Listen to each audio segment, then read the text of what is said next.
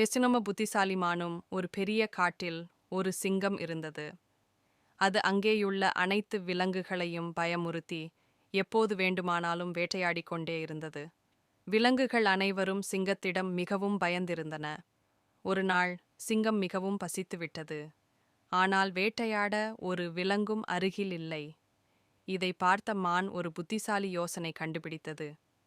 மானம் சிங்கத்திடம் சென்று, மன்னா, ஒரு பெரிய மற்றும் சத்தமிக்க விலங்கு குளத்தில் இருக்கிறது. அதை கையாண்டால் உங்களுக்கு எப்போதும் உணவு கிடைக்கும் என்றது. சிங்கம் ஆச்சரியமாக கேட்டது, எங்கே அந்த விலங்கு? மானம் சிரித்து, குளத்துக்குள் உள்ளே பாருங்கள், அதை பார்க்கலாம் என்று கூறியது. சிங்கம் குளத்திற்குள் பார்த்தது. அங்கே தன் சொந்த பிரதிபலிப்பை கண்டது. அது கோபமுடன் தன் பிரதிபலிப்பை தாக்க முயன்றது. ஆனால் குளத்தில் விழுந்துவிட்டது. மானம் வாய்விட்டு சிரித்து, அழிவதற்கு தானாகவே குதித்துவிட்டது என்று கூறிக்கொண்டே தூரம் ஓடிவிட்டது. கதை மொரல்: புத்திகாரர் எப்போதும் வலிமைசாலியை விட மேலானவன். ஹே ஹே.